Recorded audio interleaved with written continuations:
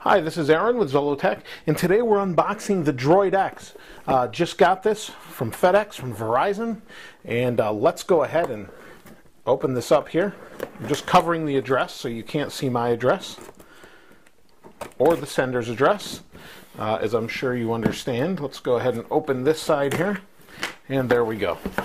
So, let's see what we have in here. A lot of bubble wrap. And the phone. There it is. So let's get rid of the box here. Let me set this over on the side, or on the floor rather. Alright, so here we have the Droid X. There's the box. Let's go ahead and open it up. It's a little smaller than I expected. Oh, I'm sorry, it's on this side. Motorola, Verizon, Google. Let's go ahead and see what we've got here. So, inside the box, we can see that it is a little bit larger than we expect, or than it looks on the outside. Let's go ahead and take a look at the phone here. Alright, so no battery, no back. Comes with a sticker on the front, and what it says here is this is the headset jack, power lock, micro USB, and HDMI. So that's pretty cool. Menu, home, back, search. There's a camera button right here. There we go. Here we have volume up and down. And it's also zoom in and zoom out, it says. So there's the phone. Let's see what we've got in the box here. Alright, so typical micro USB battery. And let's see, this is a 3.7 volt battery. And I don't see how many hours it is. China, blah, blah, blah. Oh, 1500 milliamp hours. So let's go ahead and open that and get that set in the phone here. So pull, do not cut. That's to remove the battery. This is for a micro SD. It's got a 16 gig micro SD in there. I don't know if you can see that, but there we have it. And the battery goes in this way. There we go.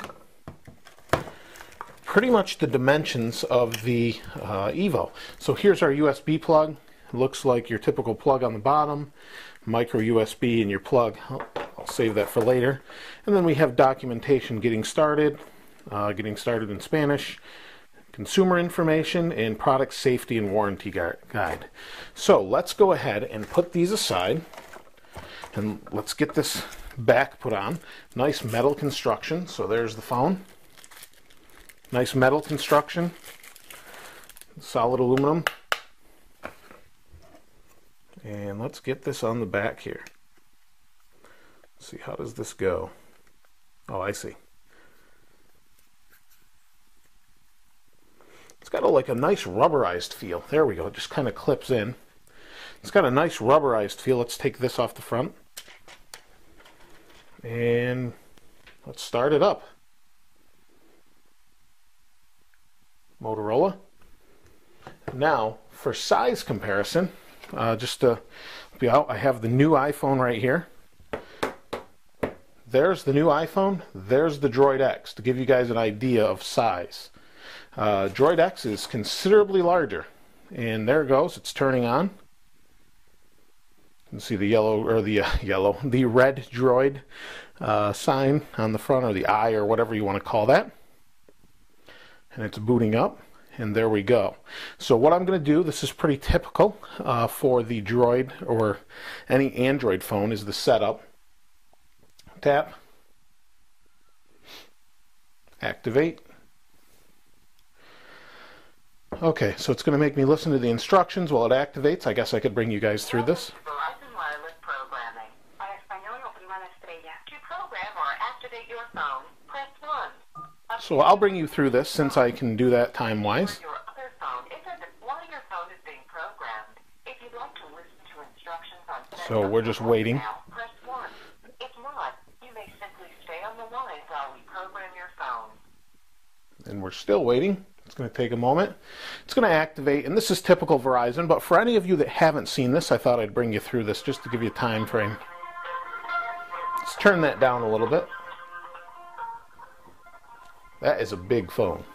That's Evo sized. Must be the same screen, I'm imagining. I can already tell that it's not as bright as the new iPhone 4 screen, but that's not really a problem, as the iPhone 4 is kind of in a class of its own right now. It's close to the Incredible's close, but we'll compare the Incredible as well. So now it's activated. Next. We'll skip how to use your Droid because I know. So I'm going to go ahead and set all this up. I'm going to get the Droid Incredible so we can compare that, and I'll be right back.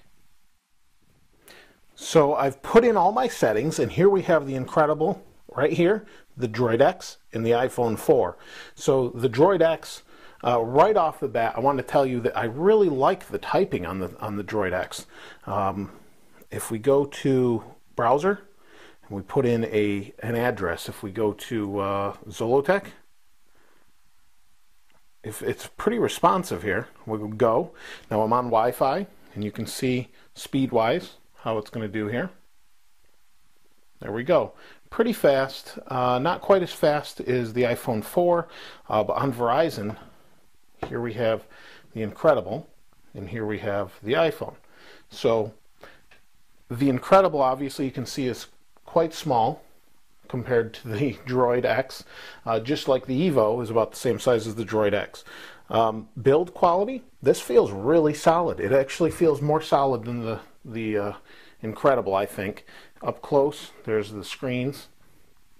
Actually, let me give you a better view here. There's the screens. Responsiveness is about the same. Let's go back to home here.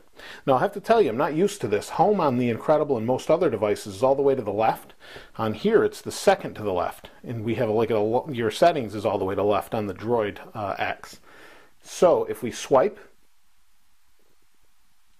you can see speed-wise, the Droid X has kind of a little bit of a bounce here. Now for screen resolutions, I'm going to switch to macro here and show you.